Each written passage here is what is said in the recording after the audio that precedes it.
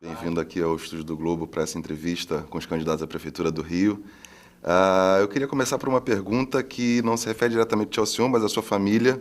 A gente sabe que a carreira política, não só sua, mas dos seus irmãos, da sua mãe, tem diretamente a ver com o nome Bolsonaro, do seu pai, muito influenciado e alavancado pela carreira dele. Você não acha que isso cria um tipo... pode ofuscar um pouco a sua candidatura, quer dizer, a candidatura do Flávio ficaria ofuscada pela candidatura do Jair? Na verdade, o nome Bolsonaro, né, todos nós, né, que temos o sobrenome Bolsonaro, arcamos com os prós e os contras dessa marca, na verdade, que se tornou uma marca reconhecida nacionalmente. Então, eu nunca tive problema nenhum com isso. Eu acho que as minhas votações, inclusive, no primeiro mandato, eu tive 31 mil votos como deputado. E agora, no meu quarto mandato de deputado, eu passei para 160 mil votos. É uma clara demonstração de que não é apenas a sombra, não é apenas o filho do Jair Bolsonaro.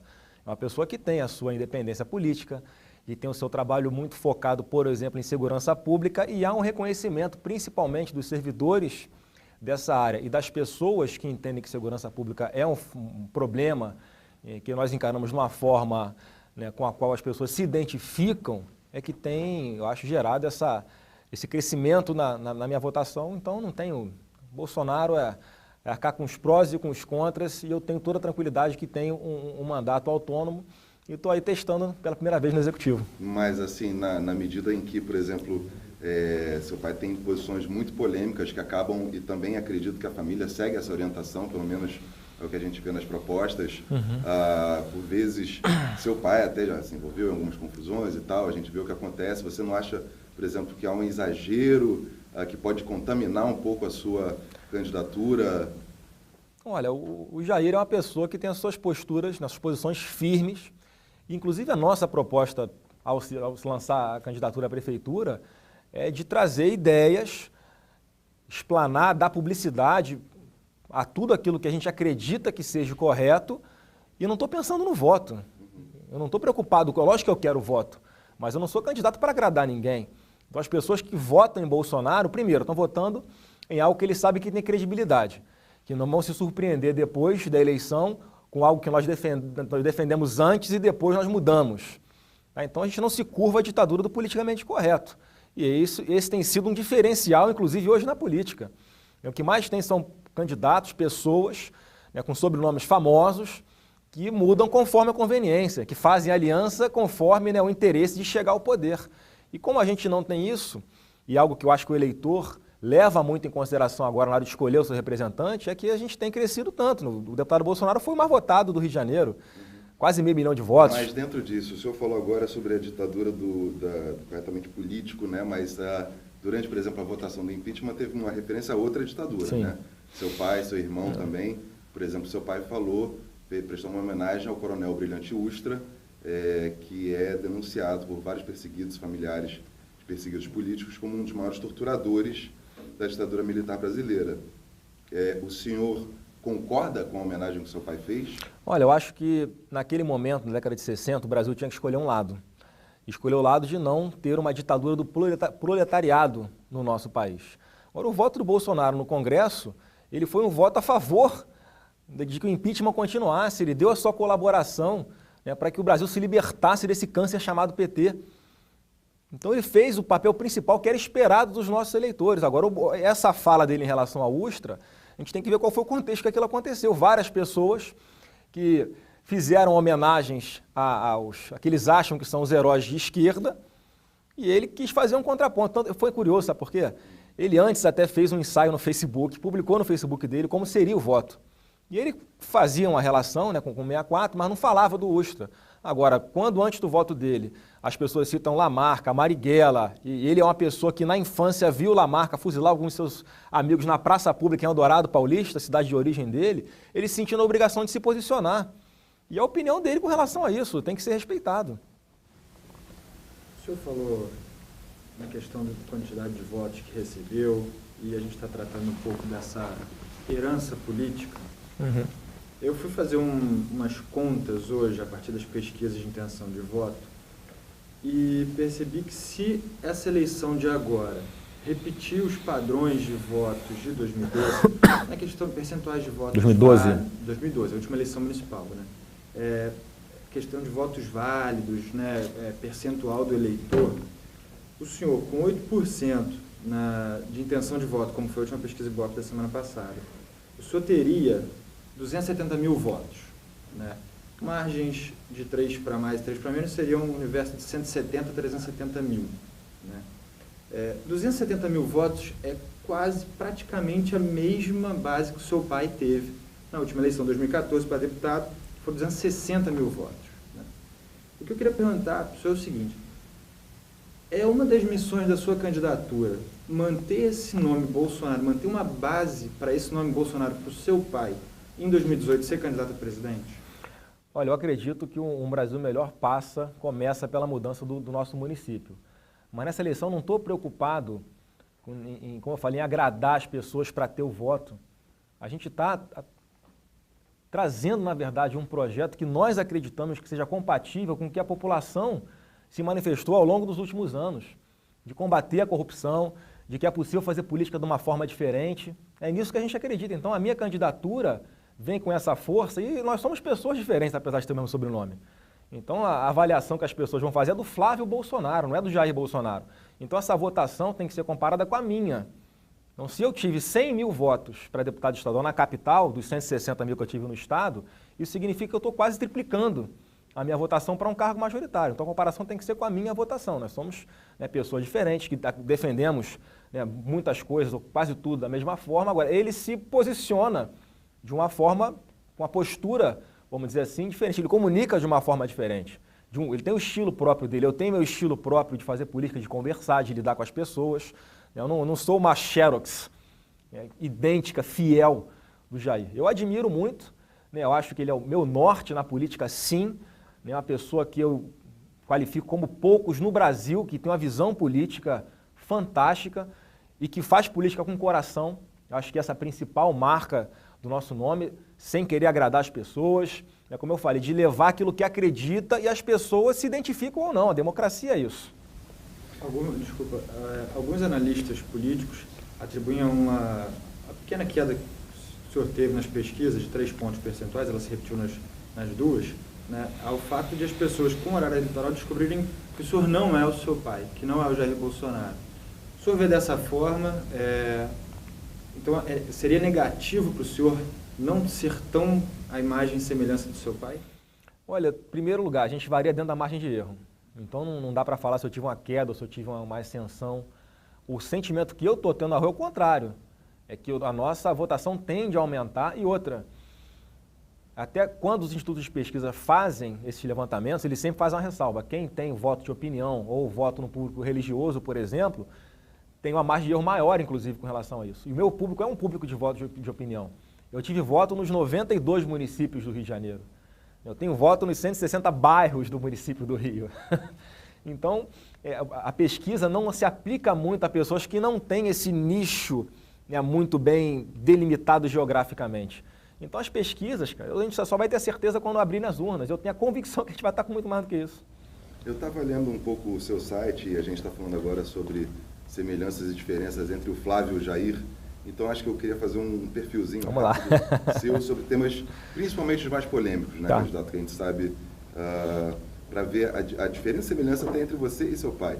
Por exemplo, o senhor é a favor da legalização do aborto? Não. Por quê? Eu não sou porque eu sou a favor da vida. O direito à vida, para mim, é inegociável.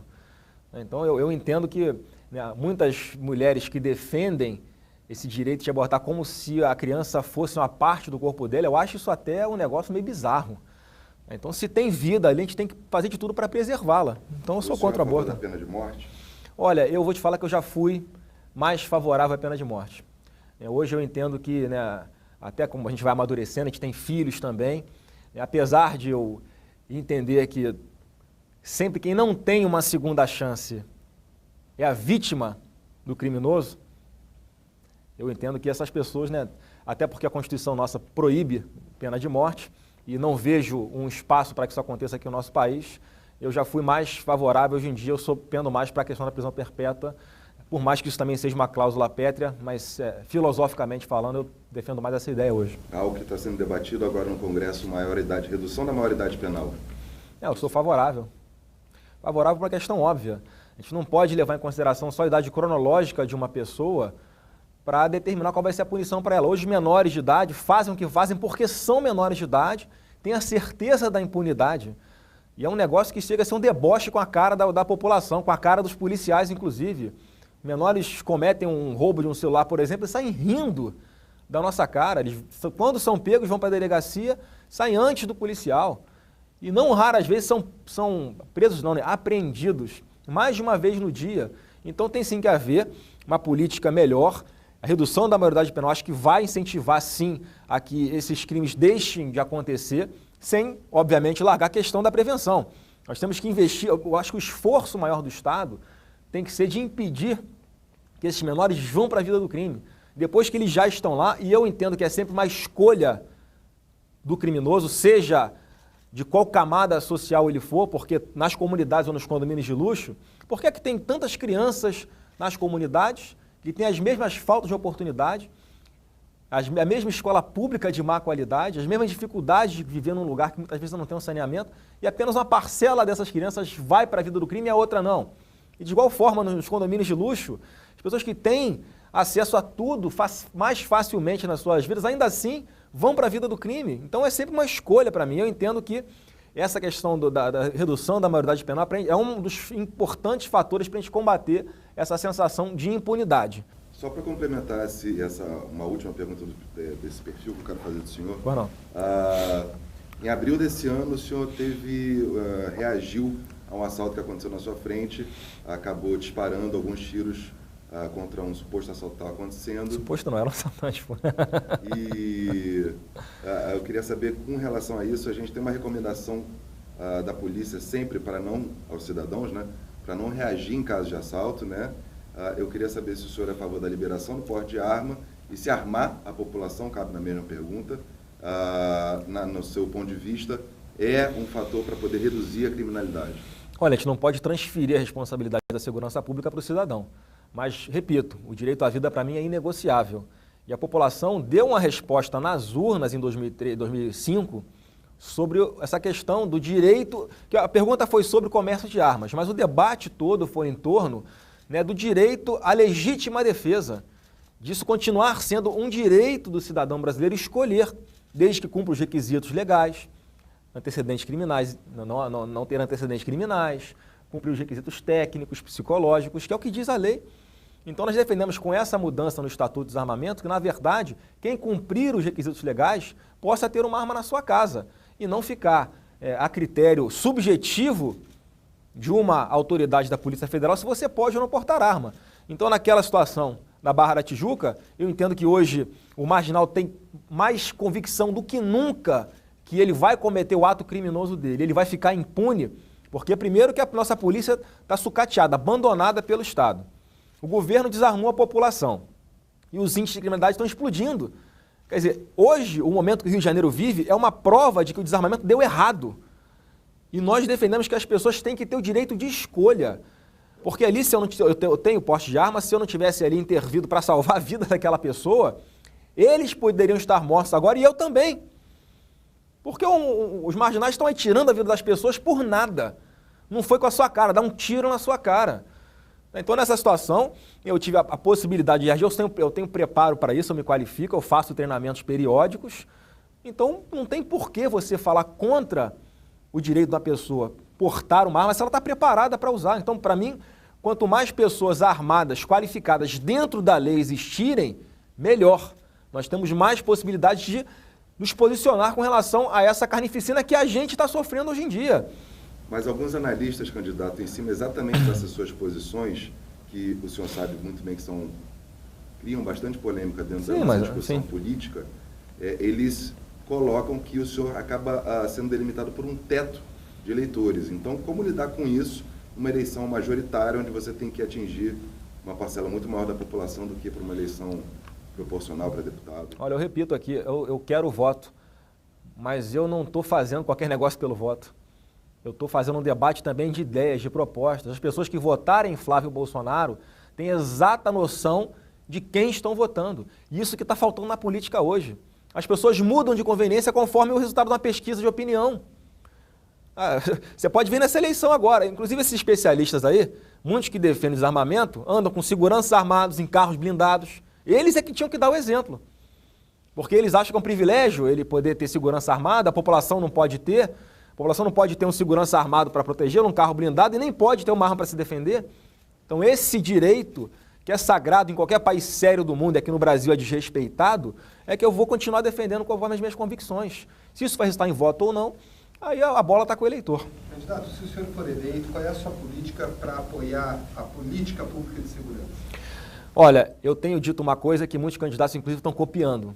Ipsilíteres. Inclusive os termos, quando eu falo de mudar o foco da Guarda Municipal, da questão das multas, da questão das indústrias, da questão das multas e de somente ficar focado na arrecadação e voltar para a segurança preventiva, é uma forma que eu entendo, que já deu uma fórmula que deu certo, por exemplo, em Nova York, com a Guarda Municipal, com a Lei Federal 13.022, que estabelece que a Guarda tem sim esse poder de polícia, que ela deve atuar na segurança preventiva, na defesa da vida do cidadão, na preservação do patrimônio público também. Então eu quero, óbvio que isso é uma coisa que vai ser feita gradualmente, com muita tranquilidade, porque não é pegar uma arma... Como é que é isso? Explica pra gente no detalhe. Toda a Guarda Municipal vai estar armada? Tem que ser. Tem que ser. Vão receber o treinamento para isso. Hoje a Guarda tem 7.500 integrantes. E eu quero pegar hoje a Academia da Guarda Municipal, transformar numa espécie de escola de governo e fornecer para eles ali um curso de tecnólogo em segurança e ordem pública, por exemplo, reconhecido pelo MEC, que é equiparado a nível superior. Eu quero dar um upgrade para a Guarda. A Guarda não tem que ficar só focada nas questões das multas e no combate a camelô. Ela tem que fazer a segurança do cidadão. E isso, se feito de forma integrada com as forças de segurança, pode ajudar muito. Eu estou propondo o quê? Em alguns espaços urbanos seguros, onde eu vou colocar a Guarda treinada para essa forma e com investimento em tecnologia. Hoje nós temos mais de 7.000 câmeras espalhadas pela cidade e que não fazem, por exemplo, leitura facial. Então, se nós investirmos nessa inteligência artificial, com uma compatibilidade com o banco de dados da Polícia Civil e da Polícia Federal, por exemplo, olha a força que o município pode dar na questão de segurança preventiva, não apenas no combate a esses pequenos delitos, mas com essa tecnologia também, ajudando no cumprimento de mandados de prisão, ajudando a achar pessoas desaparecidas. Então a Prefeitura pode colaborar muito com isso, no meu governo vai fazer. Eu quero quebrar esse paradigma de que o município não tem nada a ver com segurança. Tem que mexer nessa parte da segurança e na parte preventiva propriamente dita, para que as próximas gerações, as crianças, realmente não se enveredem para o mundo do crime. Na Constituição, a segurança pública não faz parte das atribuições da Guarda Municipal. Não, olha só, na Constituição Federal, a atribuição de segurança pública, a competência é do Estado, mas é um dever e uma obrigação de todos. E essa Lei Federal 13.022 veio para botar um ponto final nessa discussão, que é uma lei infraconstitucional, que está em vigor e que garante esse poder de polícia para a Guarda Municipal e que ela seja aplicada dessa forma preventiva e integrada às demais forças de segurança. Então, acho que é importantíssimo, sim.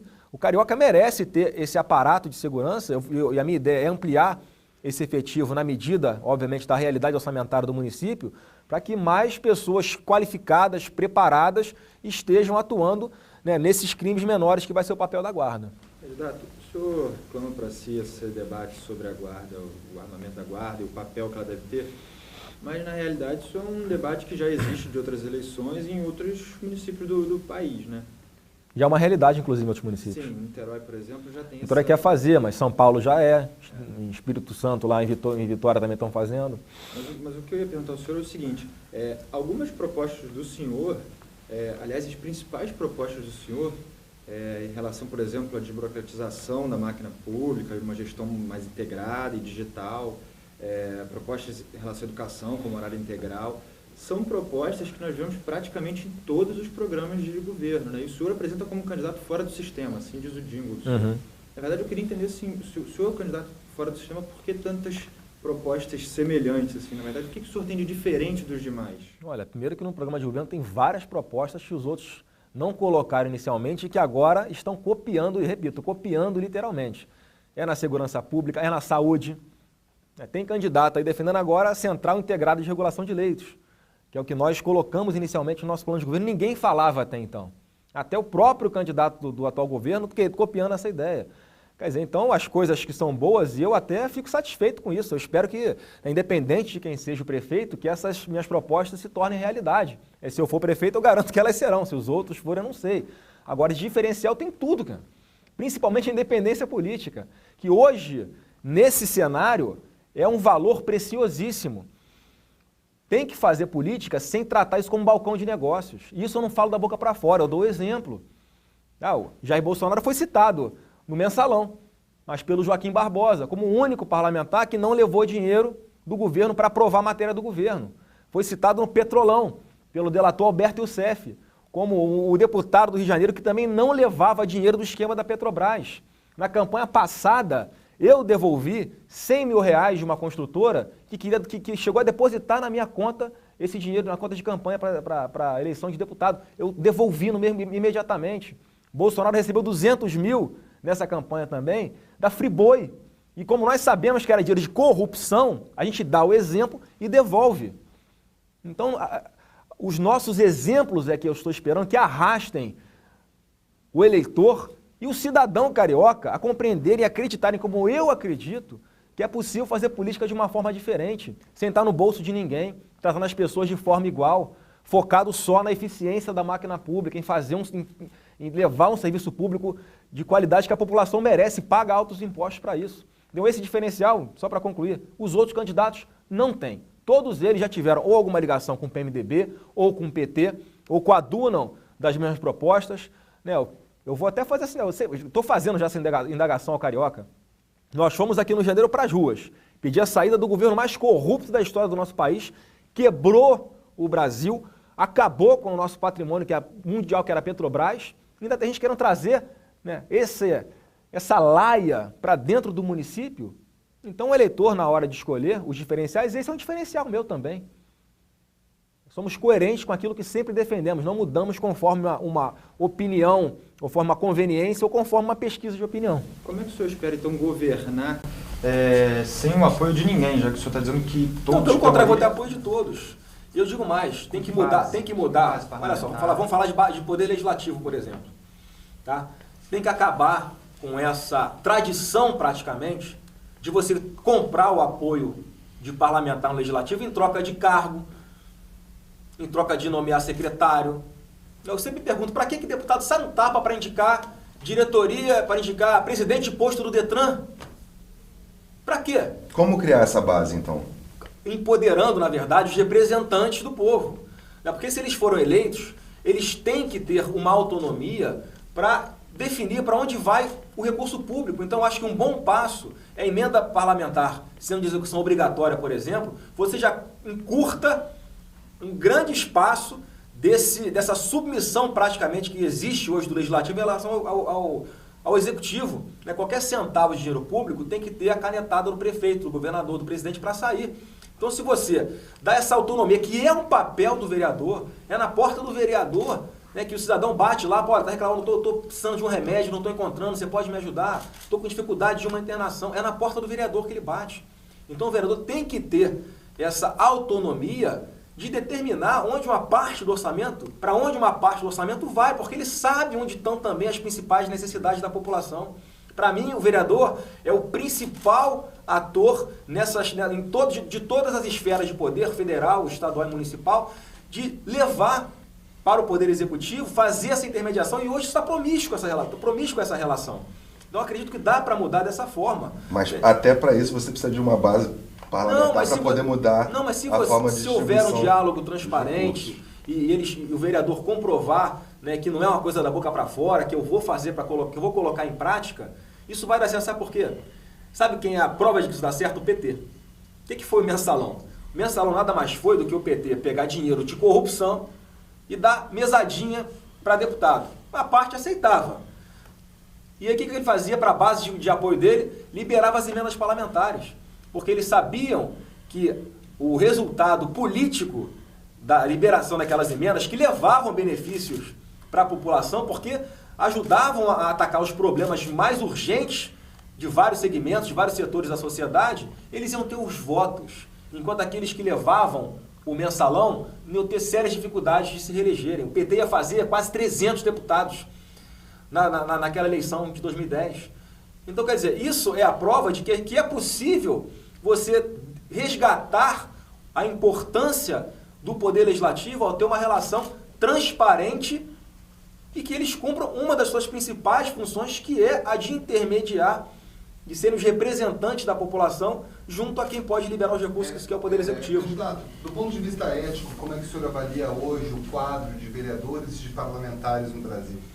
Olha, do ponto de vista ético, quem tem que fazer esse julgamento é a população. Não, mas o senhor tem informação sobre os processos, sobre as denúncias, sobre o noticiário? Eu acho um ponto de vista, uma qualidade muito baixa do ponto de vista ético. E aí o poder, esse poder de discricionárias na mão de parlamentares cujo padrão ético é baixo. Mas se a gente não acreditar na democracia, o modelo que a gente tem é esse.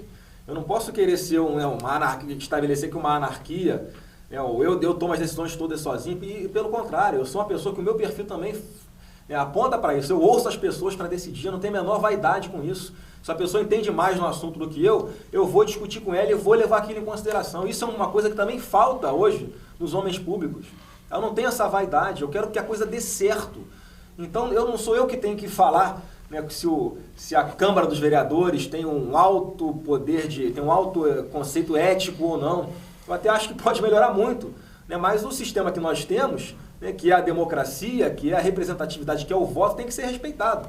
Todos os segmentos estão ali representados na Câmara. Mas aproveitando essa pergunta do Maltico, isso eu acho que não fica muito no plano das ideias, ou seja, é tudo uma coisa, espero que dê certo, empoderamento. Pelo contrário, eu estou falando que... Não acredito no valor ético dos nossos vereadores. Essa estratégia era a estratégia real do PT, que sabia que dava certo. Então o vereador, ele tem que receber sim autonomia, assim como a população tem que receber mais autonomia, tem que ter mais participação no poder. Isso com a tecnologia hoje é possível. De que maneira a população pode avaliando os atendimentos públicos pelos quais ela passar, dando notas para o médico, dando notas para um setor de qualquer setor da prefeitura que ela tenha acesso, dando notas, porque com isso, com essa ferramenta importante, você democratiza a participação. Você pode tomar medidas com mais rapidez, dar uma pronta resposta a um serviço de má qualidade que está sendo prestado. Saber se o médico estava lá mesmo quando ele tinha que estar no plantão dele ou não estava. Saber se está faltando mais rapidamente. Você ouve da população se está faltando medicamento em alguma unidade de saúde. Então a gente tem que ampliar sim essa participação popular, e o vereador, como um representante do povo, tem também que ter essa autonomia. O senhor pretende, então, ouvir a população dessa forma como está colocando, antes de tomar algumas atitudes que a gente não tem certeza se são consensuais, como, por exemplo, os programas de escola sem partido? Olha só, a volta da o prefeito, quando o prefeito é eleito de qualquer cargo no executivo, é porque a população já avaliou quais são as suas ideias e concorda com aquelas ideias. Eu não quero fazer como a Venezuela, que vai ser consulta popular para tudo. Isso inviabiliza a democracia, isso paralisa a máquina pública. Então, se eu for eleito defendendo essas ideias, eu tenho a legitimidade e a legalidade para colocá-las em prática. A participação da população, óbvio que tem que ter. Quando nós acharmos que é conveniente, que a prudência nos leva a fazer uma consulta, antes não tem problema nenhum. Agora, eu quero a população participando principalmente da fiscalização dos serviços que a Prefeitura presta. Eu acho que essa é a principal importância dessas ferramentas de tecnologia, repito, para a gente dar uma resposta mais rápida para os problemas do município. E sobre esses dois aspectos em específico, o Escola Sem Partido e a volta da disciplina da educação moral e cívica. E o SPB também. Também. Você pretende fazer isso de que forma? Logo no seu primeiro ano de governo? Olha, são medidas que a gente não consegue fazer, né, no estalar de dedos do dia para a noite. Eu acho que o professor é a chave principal para a gente resgatar uma educação de qualidade.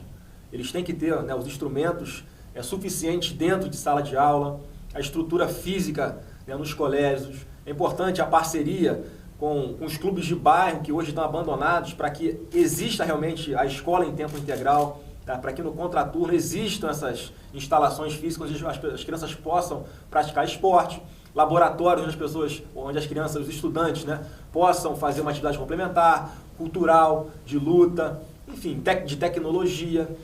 Só que o que está acontecendo hoje, infelizmente, é uma priorização por parte de alguns professores de impor a sua preferência político-partidária aos alunos, o que está errado.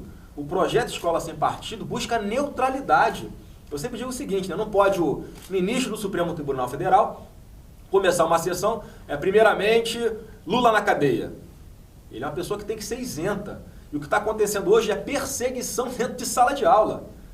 É aluno que quer falar, por exemplo, numa redação, como eu já ouvi de alunos do Colégio Cruzeiro, por exemplo, uma redação sobre redução da maioridade penal, e a turma inteira escrever contra a redução da maioridade penal, mesmo que fosse a favor, por medo de tomar 0 na redação. Isso é liberdade? Então eu defendo a liberdade de expressão do aluno, de opinião do aluno dentro de sala de aula, e o professor tem que respeitar isso. Todos os estudiosos desse assunto de educação, principalmente, dizem que a gente tem que fazer uma revolução em toda essa metodologia de ensino, na grade curricular, inclusive. Está se discutindo até a eficácia e a importância desse plano nacional de educação, de querer impor de cima para baixo um modelo sem levar em consideração as especificidades de cada região. Isso é muito grave, nós somos um país continental. Então eu defendo a liberdade do aluno, a liberdade dos pais, muitas vezes, né, de não verem os seus filhos aprendendo algo dentro do colégio que é contra as suas convicções também. Mas isso então tem que ter de forma liberdade. Gradual, não seria? Gradual, é lógico, tem que haver uma requalificação dos professores, é um outro aspecto também que é muito discutido, a formação dos professores. Agora, o professor tem que ser valorizado, porque ele é a peça fundamental para isso. Eu sou uma pessoa que fico abismado como que hoje nós temos os resultados tão ruins do IDEB, principalmente no segundo segmento do ensino fundamental, e a gente está preocupado se o aluno tem que botar saia ou não para ir para o colégio. Isso é um deboche. Os alunos estão concluindo o ensino fundamental sem saber interpretar um texto. Muitos deles não sabem fazer uma conta simples de matemática. Candidato, outro ponto dentro das suas propostas e que teve bastante repercussão recentemente, o senhor disse que, caso seja eleito, não vai mais dar verba, recurso para a parada gay na cidade. O Rio de Janeiro é reconhecidamente um destino gay-friendly. A nossa Olimpíada no Rio de Janeiro agora foi considerada a mais LGBT da história. Qual é a sua política para a diversidade sexual na cidade? Olha, eu quero tratar todos de forma igual. Eu sempre digo o seguinte, ninguém tem nada a ver com o que as pessoas fazem na sua intimidade. Muito menos eu e muito menos o Estado. Então, sabe o que é comum acontecer? Por que tem tanto gay que vota em Bolsonaro? Eu já ouvi na rua, Bolsonaro, eu voto em você porque você olha dentro do meu olho e não me julga pelo que eu faço na minha intimidade. Esse olhar que eu quero ter para todo mundo. O Rio é a capital do turismo gay. Eu quero que ela seja a capital do turismo seguro para todo mundo. Independente do que a pessoa vem fazer aqui. Então eu sou contra essa estigmatização, essa segmentação da sociedade que acaba acirrando muitos problemas. Né? É rico contra pobre, negro contra branco, gay contra heterossexual, homem contra mulher. A gente tem que governar para todo mundo, sem hipocrisia. Então se uma pessoa agride um gay na rua, tem que ser presa, é crime, pô. Independente de qual é a opção, a orientação sexual dela. Então quando eu falei isso num contexto de enxugar a máquina pública, eu vou reduzir secretarias, eu vou cortar cargos de nomeação política, vou fundir a da coordenadoria especial lá porque vai fazer esses segmentos todos de pessoas com deficiência, de idosos. Eu vou criar uma Secretaria de Direitos Humanos para isso. Eu não vou impedir uma manifestação democrática, que é a parada gay, é uma manifestação democrática, política, mas democrática, tem que acontecer. Eu só falei que não ia pegar dinheiro, não ia priorizar dinheiro público para isso. Está faltando remédio no hospital. O dinheiro público tem que ser tratado com mais seriedade, onde há real necessidade da população. Esse é meu ponto. E para o carnaval, por exemplo? O carnaval é completamente diferente, cara. Não, é a maior festa do mundo, a maior festa popular do mundo. Olha o nível de excelência que nós alcançamos no carnaval. E mais, as escolas de samba, tanto as do grupo especial, como as dos grupos de acesso, as escolas mirins. Há um trabalho social o ano inteiro dessas escolas de samba, geram milhares de empregos. A prefeitura tem que ser parceira desse evento. Tem que ser parceira das pessoas que organizam esse evento. Está dando certo. Eu digo o seguinte, muitas vezes a prefeitura não atrapalhando já ajuda. E nesse caso ela tem que ser parceira sim. O mundo inteiro vem para cá para passar uma semana, 10, 15 dias. Isso movimenta a economia nossa, do nosso município de uma forma que nenhum outro evento movimenta. Candidato, uma pergunta que já me fizeram, eu gostaria de passar para o senhor. O senhor tem amigos gays? Vários, eu tenho gay na família. Nenhum problema. Essa eleição eu estou achando ótimo também por isso. Eu estou tendo a oportunidade de esclarecer isso de uma vez por todas. Não tem nada contra gay, gente. A nossa briga sempre foi contra aquele material didático para criança a partir dos 6 anos de idade no colégio. Isso é um absurdo. 6 anos é a idade para uma criança falar de sexo. Um material que dizia combater a homofobia, mas estimulava o sexo hétero e homossexual, não importa, para criança a partir dos 6 anos de idade. Eu tenho uma filha de 4 anos e uma filha de 2 anos. Eu não admito que a minha filha com essa idade fale de sexo. Para quê? Essa erotização da garotada. Tem momento certo para tudo na vida. Os pais têm que tratar disso com os filhos. É diferente de uma educação sexual no momento mais adequado, mais para frente, para tratar de gravidez precoce, de doença sexualmente transmissível. Isso tem que ter. Mas qual a lógica de você incentivar 2 crianças de 6 anos de idade a se tocarem, a se conhecerem, a se masturbarem, como está no material didático? Isso é um crime. Então, quando a gente levantou essa bandeira contra esse chamado, foi chamado apelidado de kit gay, quando nós levantamos a bandeira contra isso, começou esse rótulo todo de homofobia. Eu quero saber a competência da pessoa. Tem gay na minha equipe, eu não abro mão porque é super competente, eu não importa o que ele faz entre 4 paredes, gente. Então, a gente tem que acabar com essa hipocrisia e com essa tentativa de ficar o tempo inteiro estigmatizando. É como se Bolsonaro tivesse alguma coisa contra gay. Pior. Eu até falei para minha esposa quando a gente resolveu que eu seria candidato. Eu falei, olha, Fernanda é o nome dela, meu amor, se prepara, é porque vão começar a surgir um monte de mentira, você não liga, faz parte da campanha. Só que é um nível tão baixo, né, que pegaram uma foto minha com esse coronel pedófilo aí agora, um vagabundo. Eu tiro centenas de fotos por semana, eu com todo mundo, não peço a ficha criminal de ninguém, e estão falando que eu sou a favor da pedofilia. Olha, a maldade leva até que ponto. Graças a Deus minhas filhas não entendem isso ainda, mas se entendessem iam estar muito magoadas. Eu sou autor de uma lei aqui no Estado que proíbe pedófilo, mesmo que já tenha cumprido a sua pena, de entrar para o serviço público. Eu falo assim, eu dou o exemplo, mas essa disputa de narrativa, o tempo inteiro as pessoas tentam me impor rótulos que eu não tenho, que eu refuto e que eu sei que não são verdadeiros. E sabe o que fazem? Porque fazem que sabem que eu não sou. Porque quando você xinga alguém de alguma coisa, sabendo que a pessoa é aquilo, a pessoa não vai se incomodar, você não xinga. Agora, quando você sabe que a pessoa não é, você tenta agredi-la e ofendê-la dessa forma. Deputado, o senhor falava de eventos, né? Tema eventos remete ao tema turismo e arrecadação. Por um lado, o senhor disse que apoiaria financeiramente um evento cujo patrocínio é muito fácil, que é o Carnaval. Não é fácil, não. A realidade das escolas de samba é... Se não das tiver escolas... As escolas de samba, o que seria do Carnaval sem as escolas de samba? Mas eu digo, apoiar um evento como a Parada Gay financeiramente não ajuda a fomentar o turismo na cidade? O senhor não acaba de alguma forma discriminando o evento pela natureza desse evento? Quem organiza esses eventos, eles recebem aportes até internacionais para que eles aconteçam. A prefeitura tem que entrar com o aparato que ela tem que dar para qualquer evento de manifestação democrática na nossa cidade. A organização do trânsito, a guarda municipal, para fazer a segurança preventiva. Não tem que ter o dinheiro público investido nisso diretamente. Se banca sozinha. E a Parada Gay movimenta a economia da nossa cidade também, movimenta os restaurantes, movimenta os hotéis. Agora, é diferente você comparar com a escola de samba, porque a escola de samba movimenta a economia o ano inteiro. E mais, eu acho que hoje em dia ainda pode ser melhor aproveitado em épocas que não tem carnaval. Porque você viaja para qualquer cidade do mundo, vai para Buenos Aires, obrigatoriamente você vai num show de tango, que é a tradição. E aqui não tem ainda esse investimento todo para que durante os turistas que nos visitam durante o ano, tenham, por exemplo, a possibilidade de conhecer uma escola de samba. Repito, eles movimentam, eles geram emprego o ano inteiro, eles fazem trabalhos sociais o ano inteiro. Muitas pessoas não vão para a vida do crime porque tem o trabalho o ano inteiro da escola de samba. Nenhum outro evento cultural que não seja o carnaval, o senhor não põe dinheiro público? Não, depende de qual evento. Eu estou falando de manifestações, né, políticas, eventos democráticos, não tem que ter dinheiro público. Agora, naquilo, né, que vai gerar uma contrapartida até, né, para a prefeitura em termos sociais, tem que ter.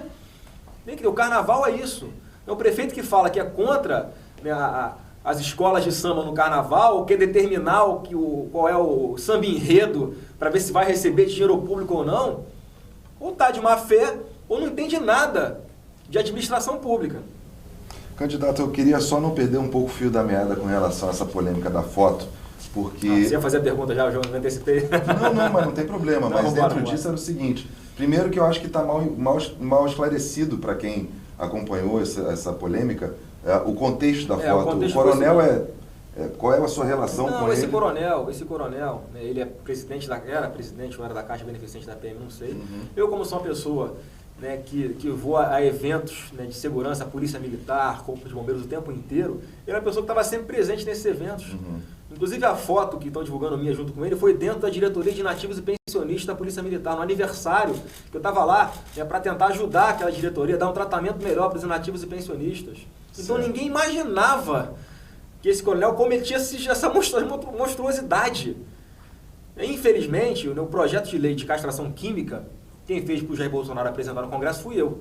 Né, porque eu fiz uma pesquisa em alguns países de primeiro mundo da Europa, a castração química, que é um tratamento hormonal que o estuprador recebe, e um voluntário, caso ele queira ter direito a uma progressão de regime, a um livramento condicional, reduz a incidência de 90% para 3%. Então eu trouxe essa ideia para cá, apresentei, infelizmente, né, o direito só permite que você aplique a lei a um crime se ela já existir no momento daquele crime. Como ele cometeu esse crime antes, e eu creio que essa lei vai entrar em vigor em algum momento, ele não vai passar por isso.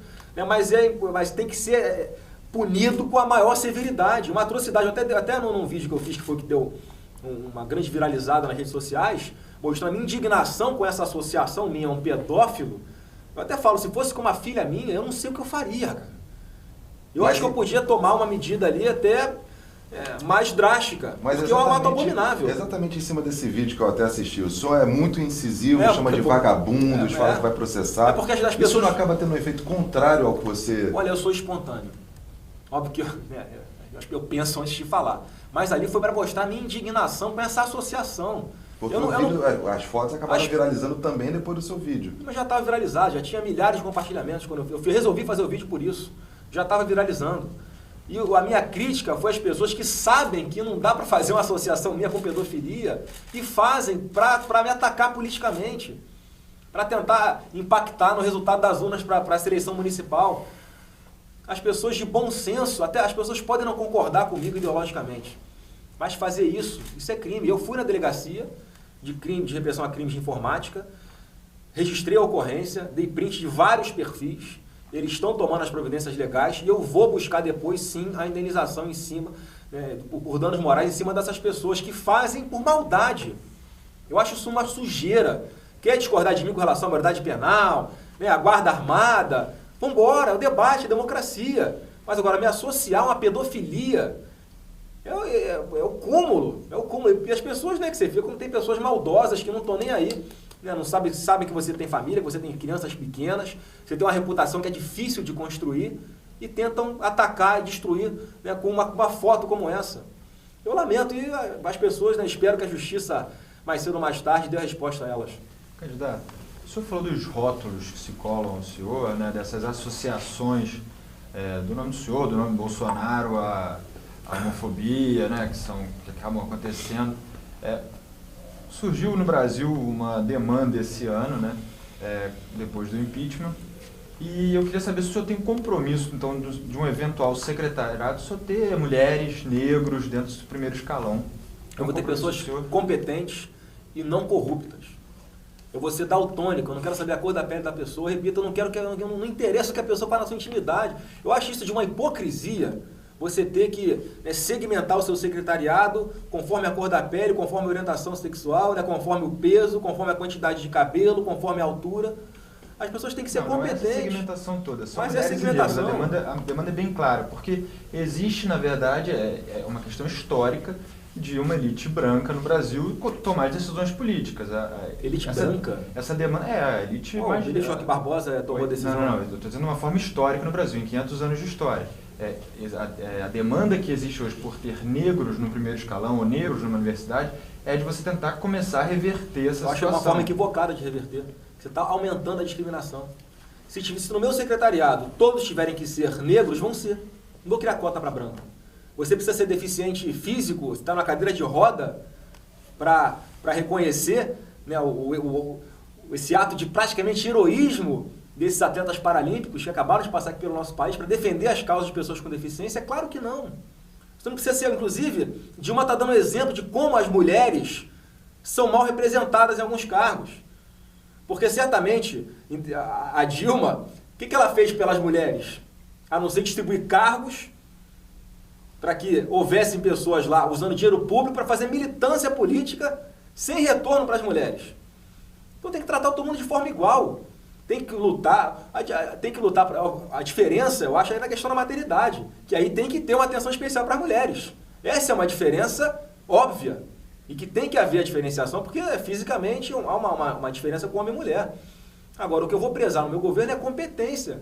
E se a pessoa não é corrupta, o meu governo vai se diferenciar também por isso. Então, se tiverem que ser todas mulheres competentes, serão. Se tiverem que ser todos negros competentes, serão. Não vou criar cota para branco, não vou criar cota para homem.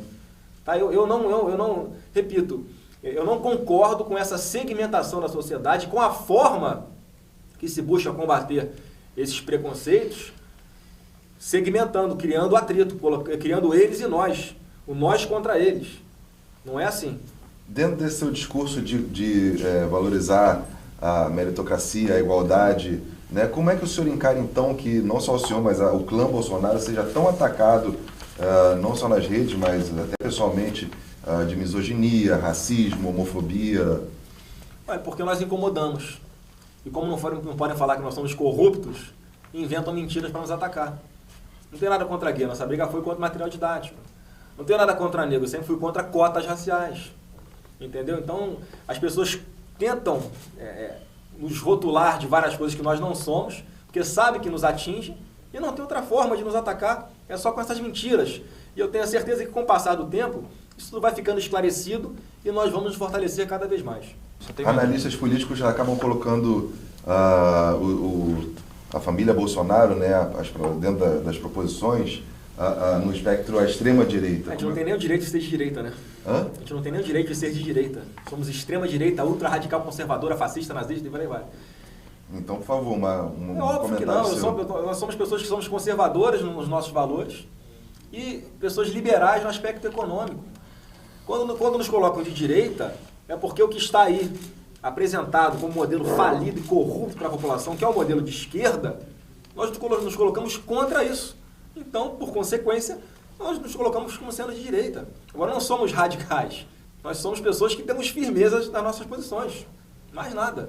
Não fazemos política para agradar ninguém. Repito, as pessoas nos escolhem, nos elegem. Elegeram o deputado federal Jair Bolsonaro como mais votado do Rio de Janeiro nas últimas eleições. Foi o terceiro mais votado do Estado nas últimas eleições, da forma como nós somos. E nós não vamos abrir mão de sermos como nós somos, de defendermos as nossas verdades, os nossos ideais de maneira aberta e transparente, sem ficar enrolando o eleitor, que é disso que ele está cansado. Uma última pergunta. O senhor citou ao longo de toda essa entrevista, em alguns momentos, a questão da corrupção, né? Citou o nome do seu pai como um exemplo positivo de que não se corrompeu. Uhum. E em alguns debates na televisão, o senhor disse bem assim, sabe quantas vezes eu recebi oferta de propina? Uhum. Uma, né? Depois a pessoa já entendeu que não era mais. Isso. Eu queria saber sobre essa uma oferta, assim, o senhor chegou a fazer denúncia? Por que o senhor não veio a público para... Eu não fui a público e na época eu fui orientado a não fazer, porque como é que eu vou provar? Eu não tinha como provar, eu acabar sendo processado por uma coisa. Mas, para resumir, foi em 2003... Eu tinha me elegido deputado estadual, 21 anos apenas, as pessoas achavam que eu seria ingênuo ao ponto de aceitar isso, de me vender. Não, meu voto é inegociável. E digo mais, me ofereceram para votar de uma forma, depois eu soube que tinha propina para votar de uma forma diferente, e a minha postura foi não votar, para não ter erro, por orientação do Jair Bolsonaro. Olha que bom você ter, né, um pai com quem você possa conversar, com quem você possa confiar, e que tem credibilidade, te dá um conselho certo, principalmente na sua área de trabalho, que no meu caso é a política.